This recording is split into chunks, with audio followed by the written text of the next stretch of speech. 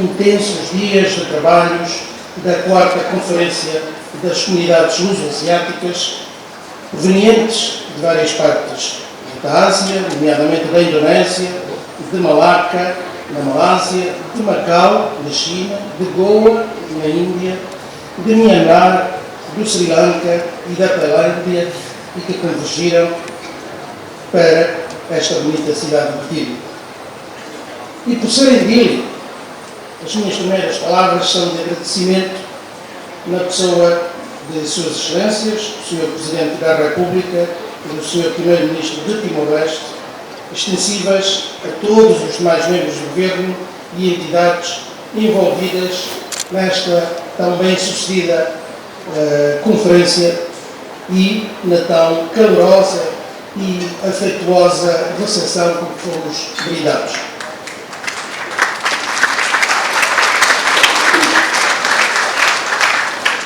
E aproveito este momento para agradecer a Sua Excelência, o Sr. Primeiro-Ministro, Carlos Alexandre Guzmão, por me ter convidado para este tão importante evento, da qual me sinto muito honrado em participar. Começo por destacar o facto de ser esta a primeira vez que a Conferência das Comunidades Luso-Asiáticas decorre num Estado-membro da CPLP e, por isso mesmo, a CPLP não podia deixar de se associar. Desde o primeiro momento, os Estados-membros da CPLP não hesitaram em conceder apoio institucional a esta iniciativa em reconhecimento do seu mérito e acrescentaria profundo significado num contexto que diz muito à CPLP. Quero recordar as palavras do imortal poeta Luís Vaz de Camões, quando afirmou que Portugal deu novos mundos ao mundo, frase que afinal explica porque estamos aqui todos juntos, reunidos em Dili. Cada uma destas comunidades luso-asiáticas aqui presentes representa o capítulo de uma nova história que começa no mar, que nos une, e vai implorar um riquíssimo património material e imaterial que perdurou através dos tempos e que ainda nos vincula. E permitam-me agora, enquanto timorense, dizer que foram também os caminhos da história que forjaram em Timor-Leste fatores identitários que se enraizaram e foram apropriados e se miscigenaram com as nossas gentes, as nossas línguas, usos e costumes, e resultaram no facto de sermos o único país de língua portuguesa no continente asiático. Como referia, aliás, o professor Benjamin Porto Real, são fatores que estão na base da timoridade moderna. E esta singularidade confere, naturalmente, a Timor-Leste vantagens únicas no estabelecimento de pontes com estas comunidades do continente asiático. Sr. Primeiro-Ministro, minhas senhoras e meus senhores, estamos todos emanados por um legado histórico, religioso e linguístico, seja no caso da utilização da língua portuguesa na administração pública, como por exemplo em Macau, seja através do uso das línguas aparentadas, dos crioulos, com base no português, que permanecem em uso em várias comunidades e nas suas manifestações artísticas e culturais. E contas feitas, somos, afinal, 275 milhões a partilhar a língua portuguesa, com expectativas de chegar aos 500 milhões até o final do século, muito graças ao crescimento populacional em Angola e Moçambique. Este enorme espaço da língua portuguesa atravessa vários continentes e vários países.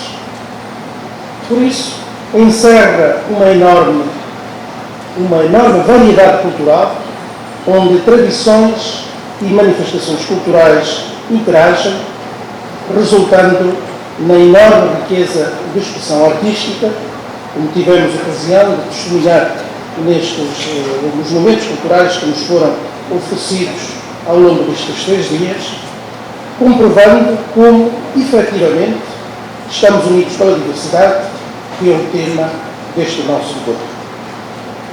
E partilhamos um património histórico e cultural profundamente marcado por séculos de convivência, de intercâmbio e de influência mútua entre a África, América, Ásia e Europa, tendo a língua portuguesa como o principal elo de ligação. Este património partilhado é reconhecido como um fator estratégico para o fortalecimento dos laços entre os países lusófonos, assim como para a promoção da diversidade cultural da CPLP. Na CPLP, a diversidade cultural é, acima de tudo, um fator de união, porque não nos separa, ao contrário, aproxima-nos.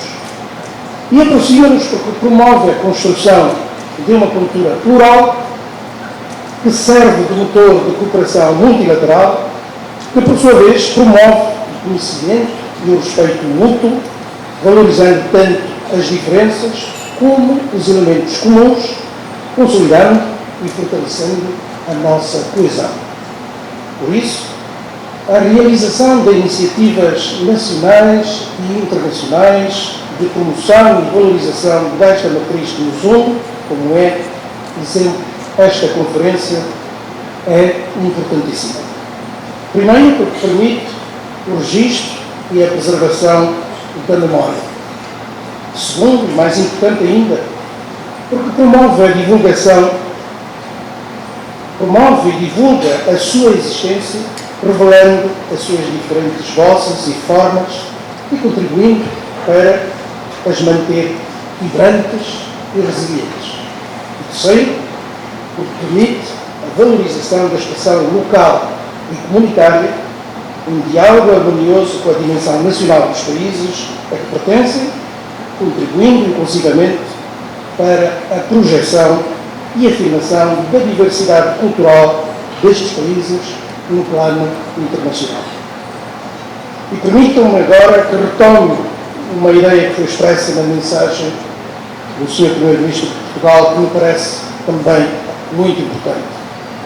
Esta relação especial não é de sentido único, isto é, não se trata simplesmente de uma dinâmica em que, de alguma forma, o centro irradia para os seus receptores. E como disse o Sr. Primeiro-Ministro de Portugal, Portugal é devedor na sua identidade e na sua forma de estar no mundo aos contributos que recebeu através do convívio com estes povos e culturas, contribuindo para construir uma melhor compreensão do mundo.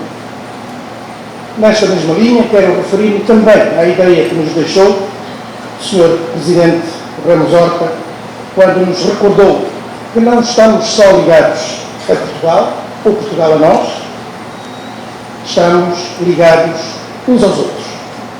E como também a Sua Excelência, o Sr. Primeiro-Ministro, referiu ainda esta tarde, somos uma família. E não tenho dúvidas de que esta ligação, este enriquecimento mútuo, é a trave mestra que sustenta a solidariedade, a amizade, a confiança e a proximidade partilhada. E é também esta ligação que abre caminho à vontade de estarmos juntos mais vezes para aprofundarmos e alargarmos os laços que nos unem. Sr. Primeiro-Ministro, minhas senhoras e meus senhores, aprofundar e alargar os laços que nos ligam significa olhar para a frente.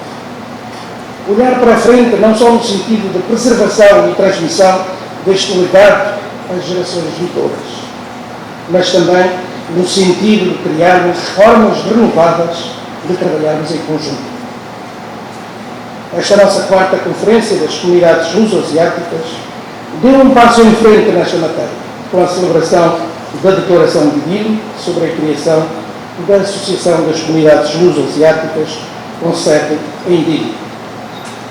Uma vez instituída esta associação, as comunidades luso-asiáticas passarão a contar com uma estrutura de caráter permanente, dotada de personalidade jurídica e de recursos, que lhe permitirão atuar com uma série de parceiros e interlocutores dos mais diversos países de onde provém os seus meios. Será também um ponto de encontro para os diversos atores que dela fazem parte e estão interessados e empenhados na defesa e preservação do seu património cultural, artístico e humano. O facto de estar sediada em Timor-Leste, Estado-membro da CPLP, permitir-nos-á explorar possibilidades novas de cooperação entre ambas as partes. Devemos procurar fazê-lo, eventualmente, no quadro de trabalho que queremos desenvolver em matéria de preservação do património cultural, ainda que, de alguma forma, a nossa ação esteja mais focada nos Estados-membros, ou no quadro dos instrumentos de que dispomos para o relacionamento com a sociedade civil. A CPLP, sem prejuízo da sua gênese intergovernamental, tem vindo a afirmar-se cada vez mais como uma organização de povos e de cidadãos, pelo que temos desenvolvido um trabalho cada vez mais abrangente com organizações da sociedade civil, cuja ação e objetivos estão alinhados com os princípios e valores da CPLP. Estamos, atualmente, ligados a mais de 120 associações, fundações, institutos, universidades e organizações da sociedade civil sediadas em cada um dos nossos Estados-membros. Criamos, por efeito, a categoria de observador consultivo, que institui uma parceria privilegiada de cooperação e de trabalho conjunto entre a CPLP e estas entidades, estas entidades que estão organizadas em comissões temáticas que permitem aprofundar o debate e a troca de experiências em função das suas áreas específicas de interesse. Temos um total de 16 comissões temáticas que cobrem áreas que vão desde a promoção da língua portuguesa e assuntos culturais até a qualidade de vida e bem-estar das populações, passando pelo intercâmbio e integração digital, economia social e cooperativismo, entre outros. E, portanto, a futura associação, ou esta associação que acabou de ser criada, também poderá depois solicitar a categoria de observador consultivo e, naturalmente, participar também no dia a dia da nossa comunidade. Senhor Primeiro-Ministro, minhas senhoras e meus senhores, com a perspectiva de vermos realizada a próxima Conferência das Comunidades Luso-Asiáticas em Portugal, também membro da CPLP e Estado-sede da organização, teremos condições redobradas para dar início a uma nova colaboração mais estreita e mais frutuosa em torno de um tema que nos aproxima de forma muito profunda, como ficou tão claro durante este nosso encontro. Termino esta minha intervenção agradecendo e, sobretudo, congratulando todos os intervenientes, delegações e grupos presentes nesta conferência pelos contributos que trouxeram e pelo forte sentimento de pertença e de proximidade e, diria mesmo, de familiaridade que podemos partilhar e que seguramente nos acompanhará até a 5ª Conferência das Comunidades Luso-Asiáticas. As autoridades de Timor-Leste, renovo o meu agradecimento pelo convite para estar presente e pela iniciativa de nos congregar a todos na tão calorosa cidade de Dili, numa iniciativa que é também uma demonstração clara do contributo singular que Timor-Leste pode trazer à CPLP através desta ponte de amizade que nos convidou a atravessarmos juntos. Muito obrigado. Thank you.